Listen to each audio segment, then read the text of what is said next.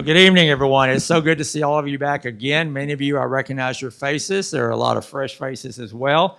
I really enjoyed last night hearing General Grant talk about how he saved General Lee's life, and I anticipate an equally enthralling performance and presentation tonight. I'm Stephen MacArthur, the director here at the MacArthur Museum of Arkansas Military History, and thank you all so much for supporting us. Again, silence your mobile devices. We are recording both last night and tonight. We should have both of these edited and on the city's YouTube channel by next week. If you follow us on social media, we'll post it on our Facebook page and then encourage you to go if you want to look at those programs, if you missed last night and want to view it, and then feel free to share those links with your contacts. In the room adjacent to us, there are flyers for some of the upcoming events that we have. If you'd like to get on our email distribution list, just let us know. We'll be glad to add you to that. We don't send you a lot of spam. We just let you know what great events we have coming up. We do, again, have some evaluations, and we'd like to hear your comments on the programs that we do. We value your insight and look forward to y'all participating and giving us your feedback. Again, bathrooms are on this floor and the floor below us if you need to avail yourself of those. Last night, I mentioned that a partner, one of our great partners in this event is the Civil War Roundtable of Arkansas. Again, they're celebrating their 62nd anniversary this month, founding in 1964. I said 1864 earlier, and someone corrected me on that. I did mention a book by one of their founding members, William O'Donnell, The Civil War Quadrennium. If you don't have this, you really need to buy this. It's a great book. We have it for sale in our gift shop. It's $5, and it is about what happened in Little Rock during the 4 years of the Civil War. You can read it in one setting. It is really good information about the Civil War in Little Rock. I mentioned the driving tour for the Little Rock campaign that the Roundtable helped develop. We have these flyers downstairs as well, and give you a great weekday or weekend activity to go see what sites, what Civil War events happen in our area. If you are wanting one of Curt's books, a copy, we only have 7 left downstairs. And his wife shared with me last night, how many of you are basketball fans? We're in the middle of what? March Madness. We all are hoping that Arkansas becomes a member of the Elite Eight, right? Well, I'm pleased to share with you that Curt's book, Unconditional Surrender, has made it to the Elite Eight.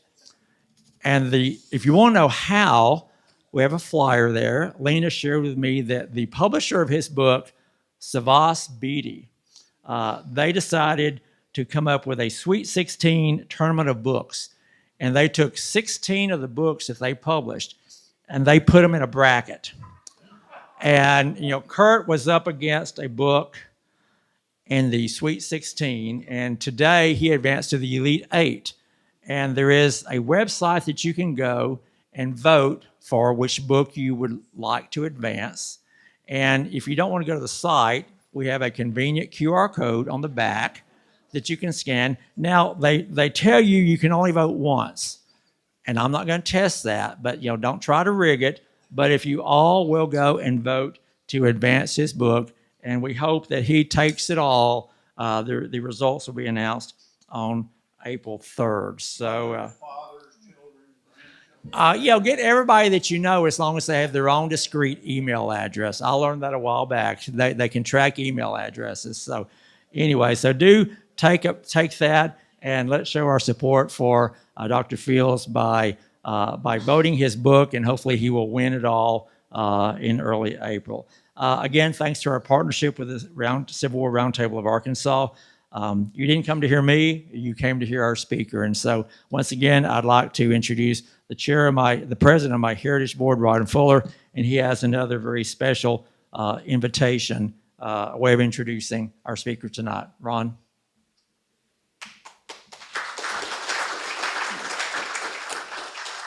Thank you very much, Stevens. How many people were here last night? Let's see. Oh, look at that. Look at that. For all you people that weren't here last night, you're in for quite a treat.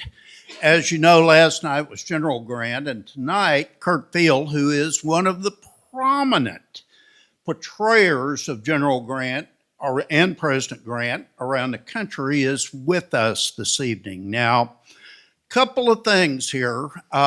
We've also got a very special guest who's going to join the president's escort tonight. It's usually not done, but our former mayor of Little Rock, Tom Prince, who is quite a historian in his own right and a graduate of Annapolis, Tom is wearing a Confederate admiral / fleet officer's uniform. So if you haven't, Tom will be escorting a Confederate fleet officer, helping escort the President of the United States. We've got a little musical interlude here. It's only 2 minutes this evening, and this piece of music was played at the second inauguration of President Ulysses S. Grant. Go ahead and let's listen to this little tune. It was the coldest inauguration in history.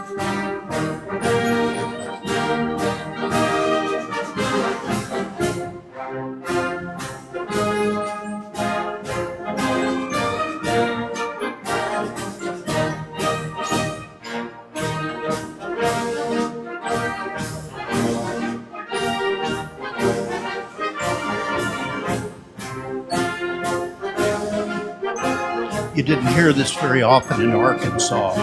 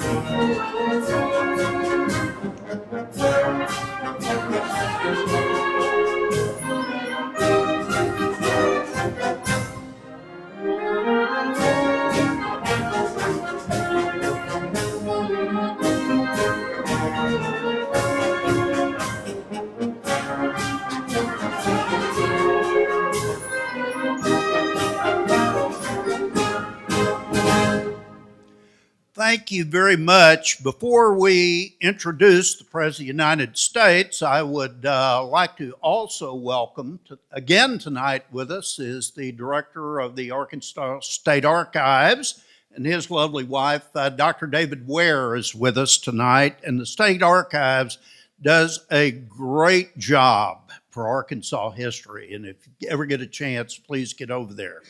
So, ladies and gentlemen, at this time, I'd like you to welcome the President of the United States, Ulysses S. Grant, and his escort.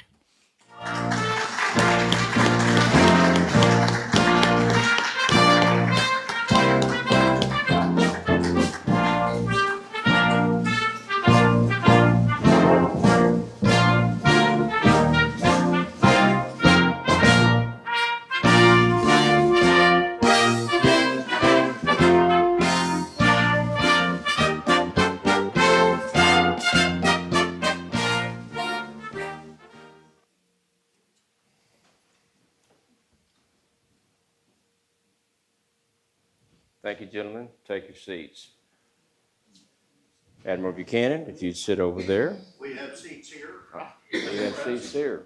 All right. Mr. President, you have the floor.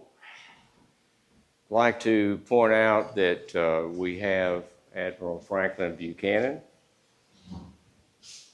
Confederate States Navy. Franklin Buchanan served with distinction in the war. He was a worthy foe and it is a pleasure that he has seen fit to join us this night. We are all countrymen. And Lieutenant Colonel Waymack has seen fit to join me again. I should like to ask, a better approach might be, how many of you were not here last night? Very good. Those of you who were here last night, you graced me last night and doubly so tonight. You come back for more. And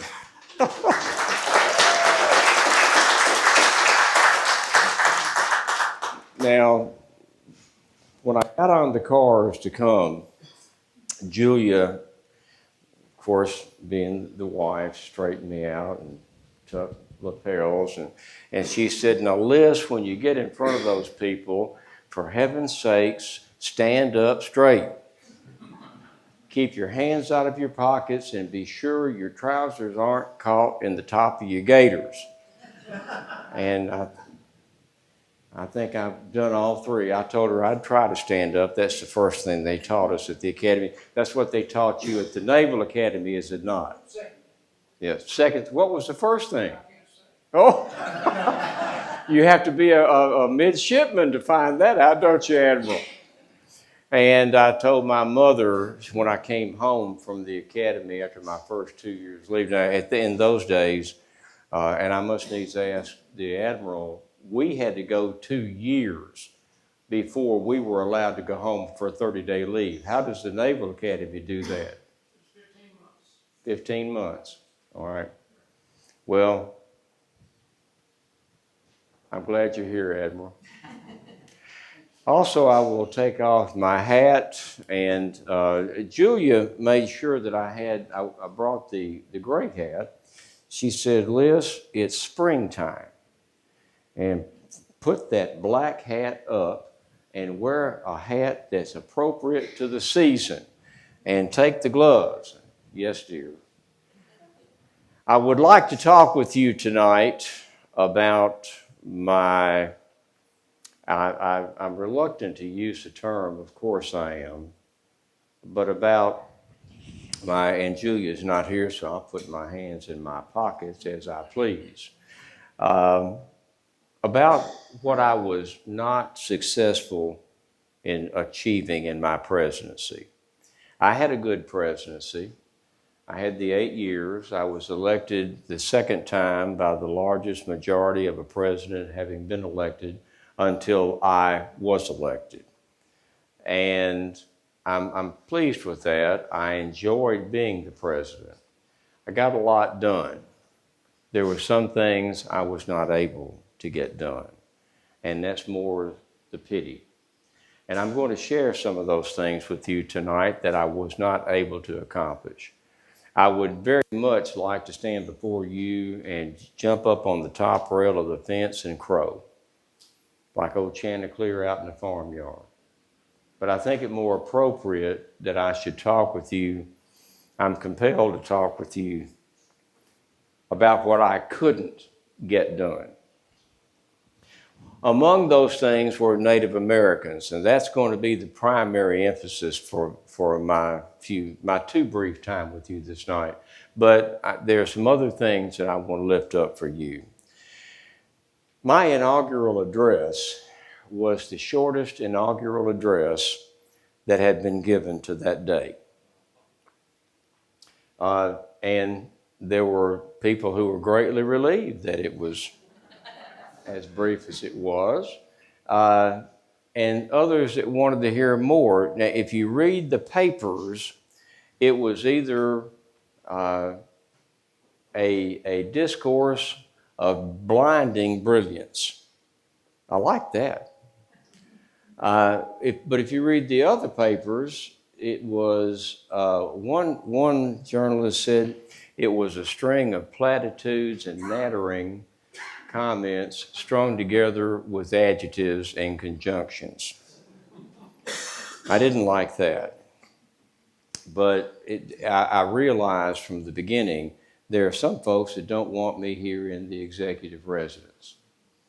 And I had work to do. Now, it started out with the inaugural address, and I mentioned, I'm the first president to mention black people in my inaugural address. And I said, we are going to have to be sure that we stamp out the hatred and the bitterness of all people in all sections of this country. And we must do all we can to bring those 4 million of newly freed Americans, or recently freed Americans, 4 years by that time, and bring them into full citizenship. The 15th Amendment had been introduced shortly or ratified shortly before I took office. So the 13th Amendment ended slavery. The 14th Amendment made former slaves citizens, and the 15th Amendment will give the black man the right to vote. When it was passed, I wrote a special message to Congress, which was extremely unusual. And I said that the passage of the 15th Amendment was the most important piece of legislation since the very founding of our country, beyond the Constitution. So I was in support of bringing black people into full citizenship. I was in support of working with the Native Americans, the original Americans, occupants of this country, and they were in great peril. When I took office, there were about, well, in 1845, there were about 600,000 Indians on the North American continent. When I took office, there were about, by best counts, 350,000. There had been several million, I've heard numbers of as many as 15 million Native Americans in 1492 when Columbus sailed the ocean blue. And then you go into 1620 and you got the Pilgrims and then the flood of people that came to the New World. Now, when all those settlers and my ancestors, Matthew and Priscilla, came over here to the New World in 1630 on the Matthew and Priscilla on the Mary and John. I'm the first of the 8th generation of Grants. So when my ancestors stepped on this shore, there were several million Native Americans. By the time I took office from 1630 to 1869, that several million had dropped down to about 1/3 of a million. The term manifest destiny first came about in 1845 in a newspaper. A journalist said, "It's our manifest destiny to occupy this country from ocean to ocean. It is our God-given mission to occupy the country." But what about those several million people who were already here? And I want to address that in some length, but let me go back to when I first took office, having set those parameters. When I took office, Charles Sumner and Thad Stevens in the Senate and in the House were the leaders in those two houses. Charles Sumner was the chair of the Foreign Relations Committee, very powerful man in the Senate. And he had made, back in I think 54, he'd made some disparaging remarks about a South Carolina congressman. And James Brooks, that was James Brooks, a congressman from South Carolina, was his cousin. Well, Mr. Brooks took umbrage at that and took a cane to Charles Sumner and nearly beat him to death, and some serious head injuries. And there are those who say that Sumner never got over those head injuries. From time to time, I've been among that group that felt that Senator Sumner never got over those injuries, because when I got to the office, the next day, as I recall, Sumner and a delegation from a Republican congressman called on me, and Charles Sumner pulls out of his pocket a list and put what turned out to be a list on my desk. And he said, "Here, Mr. President, is your list of cabinet officers." That struck me with the discordant tone to be told, "Here's your cabinet." I had been busy since my election selecting my cabinet, interviewing a number of men, and I pulled out my list and said, "I've already got a list." And Sumner was doubly shocked because I had gotten a list without his blessing and guidance and leadership and control. And the second facet at which he took umbrage, he wasn't on the list. He was fully expecting to be Secretary of State. He was not named Secretary of State. I named Hamilton Fish, former governor of New York and senator from New York.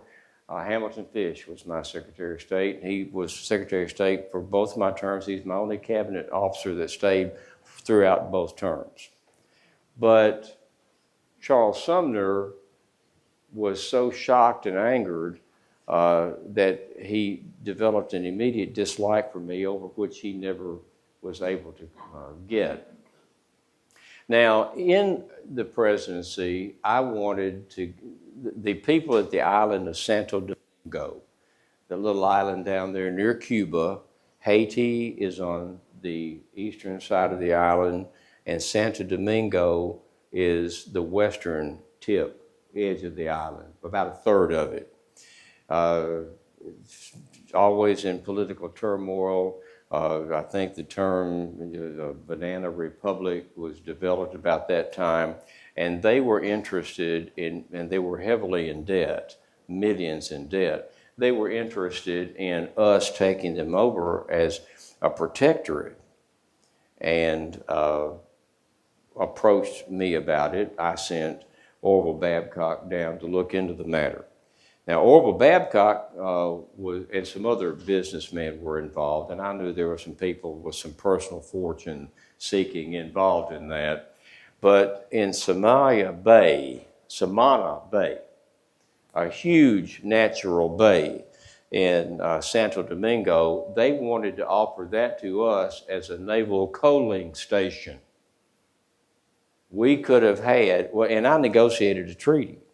Now, to establish a United States naval base in Santo Domingo, a rifle shot from Cuba. And Cuba had been having rumblings and eventually broke into a revolution that failed and wanted us to support them in their revolution to overthrow the Spanish government. I was in support of that. Now, Ham Fish said, "No, we don't need to get involved in that." I listened to Hamilton Fish, and his advice was always good and sound. And I urge you, look up Hamilton Fish. You'll be impressed with Governor Fish or Senator Fish and what he did. Brilliant statesman. But I was in support of the Cuban Revolution. Now, we did not, fortunately, get involved. Well, Santo Domingo was offered to us, and I wanted that Navy base, naval coaling station, there in the Caribbean, right at Cuba. We could have had control, naval control of the entire Caribbean area. Now, I did not take the traditional approach, which I expect I could have, but certainly not should have. But I had sent Orville Babcock down there. He looked into the matter, talked to our folks in the area, and comes back actually with a completed treaty to take over and establish a naval base there in Santo Domingo. Well, when he came back, he gives it to me. I went to a cabinet meeting. And I said, "We've got a treaty here to send to the Senate, and establish a naval base in Samana Bay. And of course, Hamilton Fish, I have to look back and laugh when I think about this. Fish scratched his head and he said, "Mr. President, are we not even going to talk about this?" I mean, what should be done is we talk about getting a treaty with Santo Domingo, and then we talk about developing a treaty, and then we send people down and look into the matter, and they come back with a recommendation. Then we develop the treaty. You've gone past all those steps, and you've got a completed treaty from General Babcock. Orville Babcock been a general on my staff. And we need to talk about this a little bit, I think. Don't you, Mr. President? Well, I took the hint, but we ultimately involved Foreign Relations Committee, Charles Sumner. Sumner at first was in support of that, or to my face, he was in support of that. I went to his home, called on his home, and unexpectedly by him, and talked about the treaty. And he said, "Mr. President, I'm your man." So I left thinking that Sumner was in support of the Santo Domingo Treaty. Well, when it came up for vote in the Senate, Sumner led the opposition, and it was stopped. And then I got the word, there are back channels, those smoke-filled back rooms. People talk, and like the smoke seeps out under the door, so does information. And the information came back to me that Sumner said, "I'll be damned if I'll ever approve anything that man puts forth." So when I left the office, we do not have a substantial naval presence, Admiral, that I suspect you would agree would be a tremendous United States military advantage in the Caribbean Sea, would it not? We could have a naval station to this day in Santo Domingo, but we don't, solely because one man, Charles Sumner, did not like me because I didn't favor him with what he wanted, that he thought his just rewards. One man stopped us having a naval base in Santo Domingo. I suspect in the future that might prove a valuable position for a United States naval base. Admiral, what do you think? Yes, sir, Mr. President. Now, I certainly hope that kind of personal enmity goes away in the future. And we don't have that. But I had to suffer through that. Now, one of my aides even came back about midway through my first term, perhaps 3 years in, and he was apoplectic. He was just couldn't speak. He sputtered.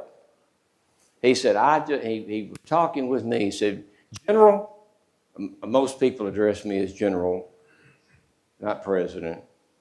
If somebody addressed me as President, I thought, well, either you don't like me or you're here, you want something political.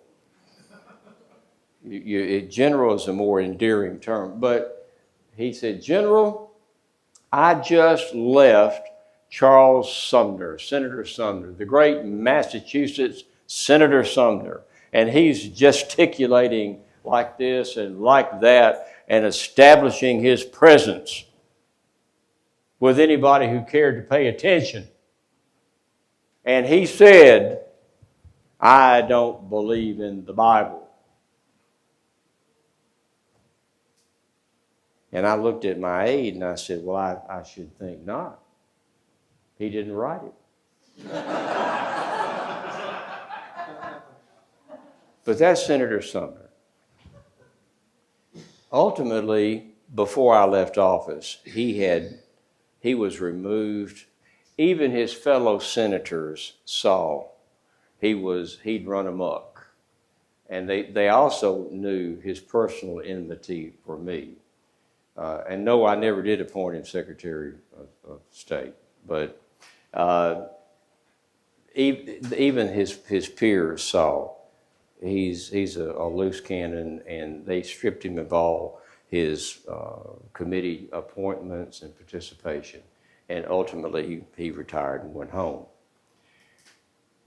But with the Native Americans, I wanted to give you something of, to be sure, a negative look at my administration. But that was a struggle that I had. There are those who will tell you I was a babe in the woods politically, perhaps so.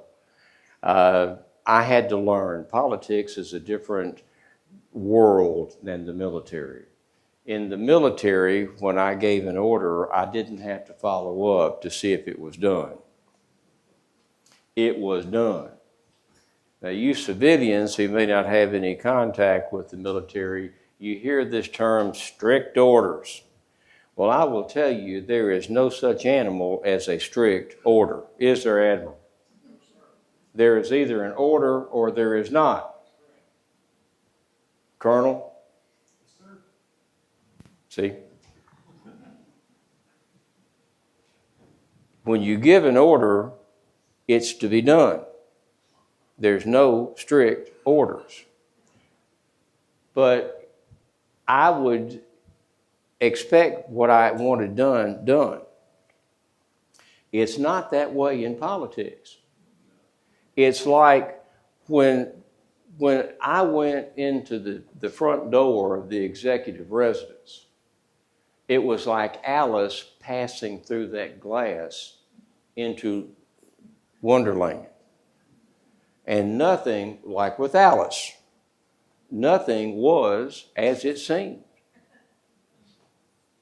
And you had to pay attention because the environment and the characters in the environment are always changing and changing their nature and what you would expect them to do. Such is the political scene.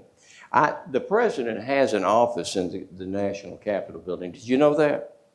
The president has a private office in the National Capitol building.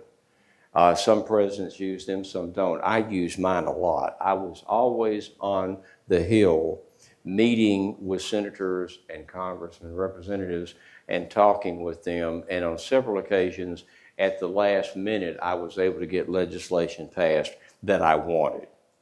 So I was on the Hill a lot. With the Native Americans, I'm greatly disappointed that I was not able to do more for them.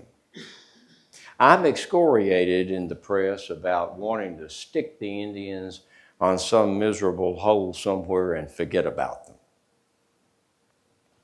That's not true. I am responsible. I did not come up with the idea of a reservation. President Lincoln had that, and even before Lincoln, the idea was there. I supported the idea, the concept, and implementation of having Indians put on reservations. Because, now that explanation takes a little bit. It goes back as far as my personal experience to myself in 1839 when I was 16 years old. And my father asked me, Liz, one morning going to work across the road to the tannery, and my home is still there where I grew up until I was 17. The tannery is across the road. It is there. And we were walking across the road, and my father asked me what I wanted, because he knew I didn't like the family business. I hated the tannery, hated it, loathed it. And my two younger brothers, Simpson and Orville, both liked it, and I knew that they were going to work in the tannery so I could do something else. I wasn't leaving Father in a lurch for the very successful tannery business. When my father retired at 65, he was worth well over $1 million. Good businessman. But Father asked me, what do you want to do with this? And what I told him is comical, and that's for another evening together if I'm fortunate enough to be asked back. But it came down to I wasn't going to work in the tannery. So Father said, well, what would you do? And I said, well, I could always go to school. I'm good in math. And Father sought for me an appointment to the United States Naval Academy because he knew, now see, history turns on little pivot points like jewels in a watch movement. And what happens to the individual, you've got to individualize when you're looking at anything in history. What would you do? Or how does it impact you? You have to go from me out. And for me, and where we went in my administration with the Native Americans, started in December of 1838. Father knew that the westward expansion was flooding from the east, the Allegheny Mountains, all the way down to the Appalachians, to the Smokies, and on down to the Gulf. That eastern third of America. It goes back to Charles III when he said, don't go past the Appalachian Mountains. Before the Revolution, because the Indians were complaining about settlers coming in and taking their land, the clash of the cultures. Thomas Jefferson said, don't go any further than the Appalachian Mountains. And then he bought the Louisiana Purchase from Lewis and Clark. But Father knew with that westward expansion, and the settlers ignored the decrees, and they kept coming west. And Father knew that with the exploding population going west, that a man who could build roads and bridges and buildings and engineer would always have a living assured. The only school in the country in 1839 that gave a degree in engineering was the United States Military Academy. Now, Rensselaer Polytechnical Institute, before I graduated in 1943, began offering degrees. But as far as I'm concerned, I was an appointment to the Military Academy, an engineer, to work with the westward expansion. So by the time, and this is from December of 1938 to March of 1969, 21 years later, I'm now responsible for trying to resolve the clash of cultures and the inundation of westward expansion.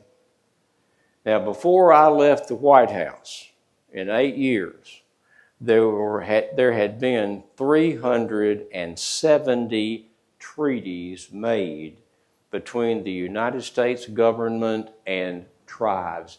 The nations, some of them call themselves nations, some of them call themselves tribes. 370 treaties that were approved by Congress. That doesn't count a couple of hundred more, depending on who you're talking to, that were not sanctioned and approved by Congress. Of those 370 treaties, we broke every one of them. Every one of them. There were hundreds of thousands of people every year going on the Mormon Trail, the Oregon Trail, the Santa Fe Trail. You know, there were 3 major trails. They all come to a point in Kearney, Nebraska, and then they spread out. Again, there's an hourglass point. Kearney, Nebraska, at Chimney Point, was the pinch in the hourglass between the population coming west and then committing to one of those 3 trails, Oregon or California or Southern California, Montana and Wyoming in the middle. And that's where you made the commitment as a settler. Once you got to Chimney Point, the plains are behind you. It's mountains from then on. And either you made it or you died. There was no other alternative. Either you made it to the coast or you died. So Chimney Point not be overemphasized. If you ever have the opportunity to go to Chimney Point, Nebraska, do it. Go there, see what there is there. But so many settlers were pouring to the west that it's a wonder the country didn't tilt to the west coast. Hundreds of thousands. Now, you got a culture clash. The Native American had no fences. He had no sense, which doesn't indicate a lack of intelligence. They had no sense of property ownership. All land was for all men. You had many of the tribes were agrarian. They were farmers. They planted crops and stayed in one place. Many more of them were hunter and gatherers, and they followed the buffalo. You cannot understand how important the buffalo was to the Native American. They used everything in that buffalo, everything from his snout to his tail, everything, even his internal organs. The stomachs were used as gourds and carrying vessels. Everything in that buffalo was critical to the Native Americans. Agrarians or hunter-gatherers, nomadic. When the settlers came west, they put up fences. And they began plowing and having farms. They saw the Indians as lazy and shiftless, because Indian cultures, who takes care of the work? Women. Women do the work. What do the men do? They are the hunters. They go out and bring home the meat. They are the security. But people who come from an Eastern culture, a European culture, and here in America, we saw men, our culture is men work and the women stay in the house and do domestic work. That's a complete culture clash that was grinding. And the settlers saw Indians as worthless and shiftless. The men were worthless and shiftless, and they were disdainful of the culture. They wanted to stake out the land and farm and ranch, and that was completely antithetical to what the Native Americans were doing on the plains. So what does that do? The friction would erupt, and we began to have Indian wars. And the Army is out there. I was out there. Again, it comes back to me and my personal experience. I spent 2 years out in the Pacific Northwest because we were a police force for the 49ers. There were so many of the miners and the prospectors that the population exploded separate from the Indians. But Julia wrote me several letters when I told her I'd be out for recreation. I'd go riding my horse. And she said, Liz, be careful out there. Those Indians will get you. And in 1853, I'm on record as writing a letter to Julia, several, and I said, the Indians are not going to bother me. They're peaceful, wonderful people. They don't cause any problem until the white man out here cause them a problem. They rob and rape and kill and ignore their rights. They're the ones, the white man's causing the problem, not the Indian. He just wants to be left in peace. And he can't be. And yes, they will retaliate when they are put upon, which is one of the reasons we were there. 49ers and keeping peace between the Indians, and that's up in the Oregon and Washington territories. They'll be states someday.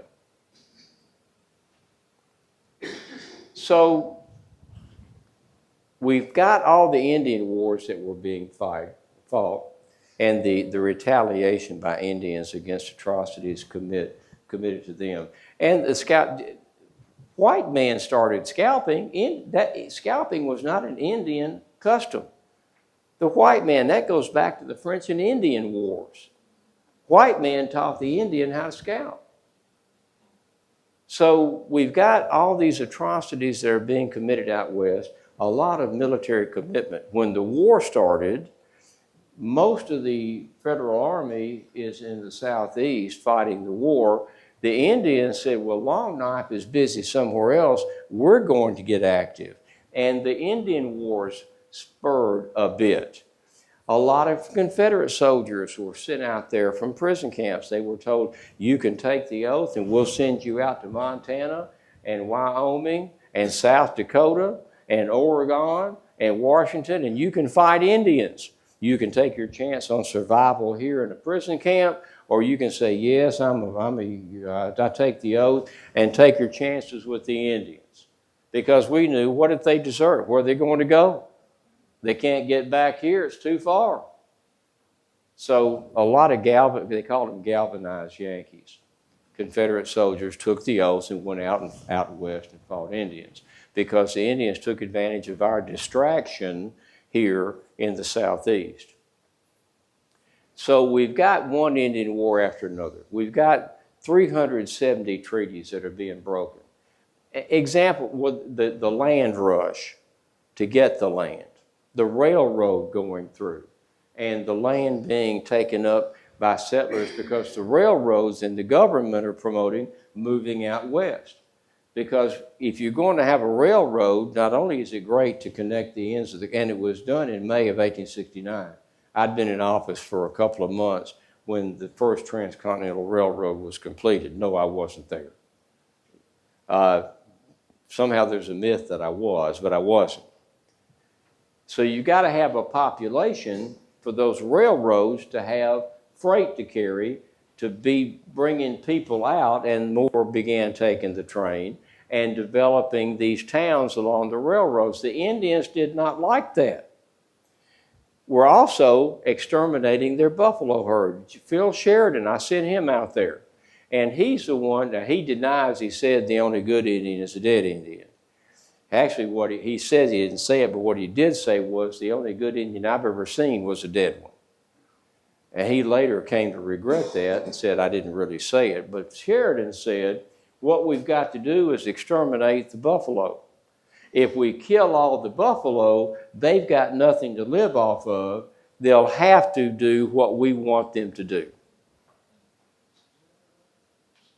So you see what I was dealing with there in the executive residence, trying to keep everybody alive and trying to have the best life for the Native Americans, and they're being rapidly exterminated. And I haven't mentioned the illness. When we came into the Indian nations, they'd never apparently heard of measles or smallpox or any of the diseases that we suffer through but can throw off. Measles would sweep through Indian villages and kill everybody in the village in days. Nobody left. It was such a virulent epidemic situation. So I felt if we've got to put them in a protected area where they will not be killed, because they're going to be slowly exterminated. I can't stop the westward migration. You can't stand on a beach and turn back the tide with a sand bucket. You just can't do it.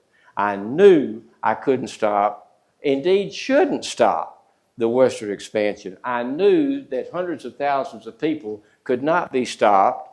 Oh, and then there's that issue with Custer going out in the Black Hills. We had just met out there in the forts in Wyoming and developed a treaty to leave the Black Hills alone, the Badlands, and the Black Hills of South Dakota and into Wyoming.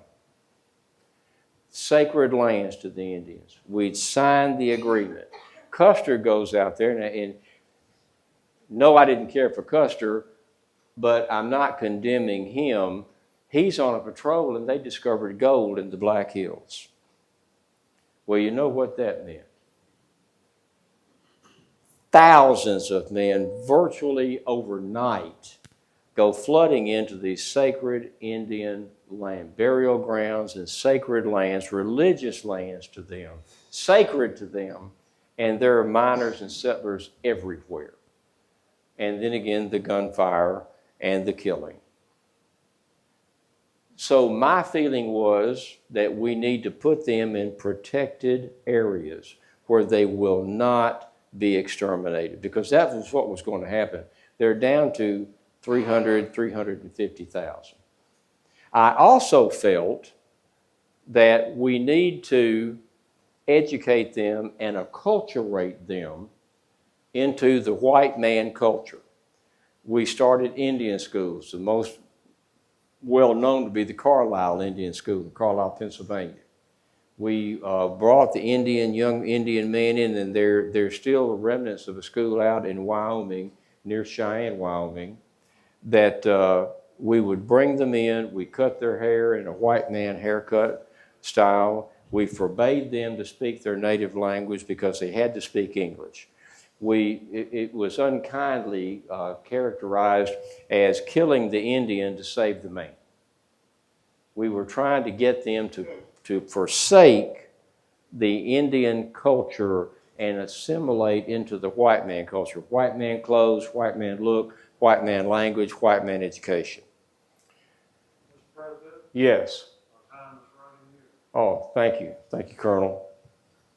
So it hurt for people to say, well, I'm trying to kill the Indian to save the man. But you see, what I was doing was what I felt was in the best interest of an entire culture. Because if we don't do this, they're going to all be killed.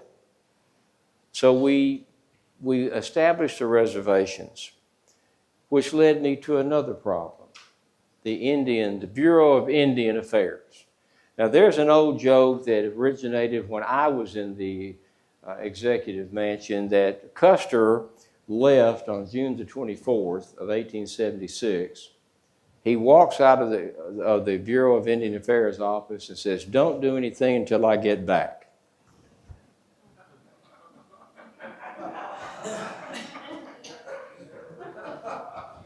And they pretty much didn't.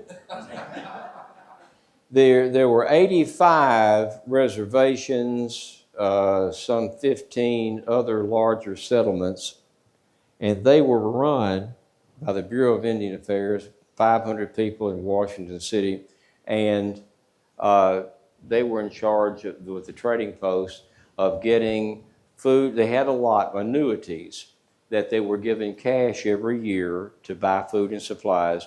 We would ship in food and supplies that were distributed by the local trading post manager. We had a lot of problems with corruption. One Indian chief, Red Cloud, said, "Why is it that a trading post manager asked me at a White House meeting, he asked me, why is it that an Indian trading post manager can come in here and all he's got is what he's got in his pockets? He can be here for 3 years, and when he leaves, it takes 2 wagon loads and a train to take out what he's got." I hope that goes away in politics too.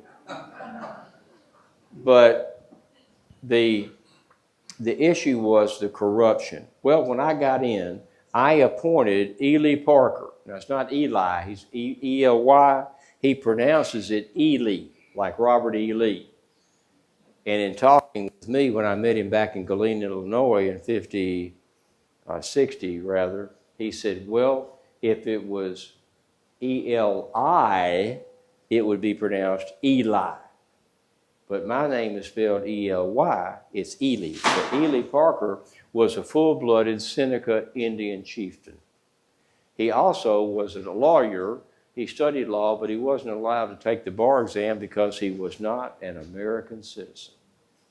So then he turned to engineering. He took some engineering classes and became an engineer.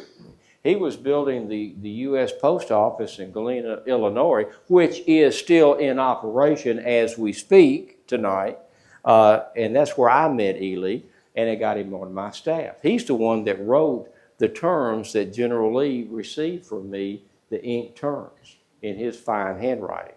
So I had what apparently was a novel idea. Why don't we appoint an Indian to be the director of the Bureau of Indian Affairs?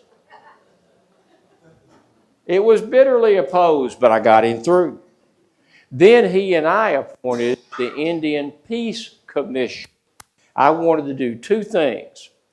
appoint an Indian Peace Commission of 10 men, wealthy men, known to be altruistic, having made extensive contributions to worthy causes.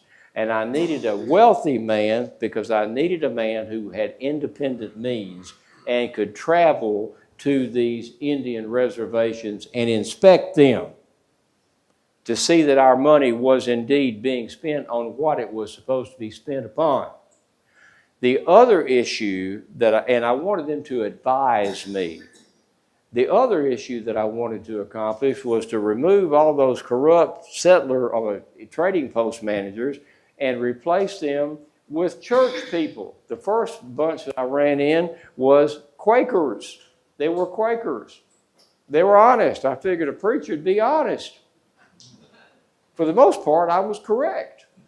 Some of them went bad, but that's going to happen in any group. But I called leading church leaders in the country, even the Catholics, and said, I want people of faith who are committed Christians who are going to run these posts. They'll treat the Indians right, and they'll see that what we buy them is not sold, and they pocket the difference between the junk and shoddy that we give the Indians. We're going to stop that. We're going to treat the Indians as they should be treated. And I replaced all of them with church folks, and for the most part that was successful. But the Indian Peace Commission, which was supposed to advise me, felt they needed to run the program. That's not I had inadvertently created a monster. And the director of that, Mr. Stewart, didn't like Ely Parker. Now we get back to a personal enmity. He didn't like Ely Parker because Ely Parker took the lead with me, as he should have. I'm in the executive residence. Ely Parker is the commissioner for the Bureau of Indian Affairs. He's the one that's supposed to do it. And he took the lead in telling him, you're not running the program, you're advising. Well, Mr. Stewart launched a personal vendetta campaign, and he was able to get Ely. Well, Ely finally resigned. Ely had a shipment, and here this illustrates the breakdown. There was some $2 million worth of goods and foodstuffs that were supposed to be sent out west. The Indians are out on the reservations waiting on, winter's coming on, waiting on blankets, coats, foodstuffs, implements to grow some food and to care for themselves. Congress is sitting over here in Washington City, and they're debating how much to spend. The freight is sitting on a warehouse. So Congress is diddling, the Senate is diddling about, well, how much are we going to spend? The Indians are waiting on food and clothing, and they're killing time, beating their gums there on the floor of the Senate. So Ely got fed up with it, and he went and signed for the shipment to be made, which he should have done. I supported him in that. But the Peace Commission accused him of personal profiteering from those goods being sent. And Ely promptly produced receipts and all of the appropriate paperwork and said, I did what had to be done to get what was in the East to the West and serve those people that so desperately needed it. But he took so much heat and criticism, he said, I don't have to put up with this. And I said, no, you don't, Ely, and he resigned. So the first Indian, who was the chairman of the commissioner of the Bureau of Indian Affairs, resigned in anger. And the Peace Commission gained some more power. And even the president can't stop juggernauts when they get rolling. And maybe that'll improve in the future too. I don't know. So finally, Chief Joseph of the Nez Perce, after I left office, he finally said, I will fight no more. And the Indian Wars essentially ended. We never won the Indian War. dinosaurs. They'd always pop up. They're like prairie dogs in the prairie out there in the Badlands. They pop up here and pop up there. But we finally killed enough of them that there simply were not enough warriors left to fight. It was futility personified. And I greatly regret that I was not able to provide relief and the sustenance and the care for those people that they so desperately needed. And that was a failure. I had successes, but my too brief time with you this night has come to an end. Honor these men. They are among you. They are of you.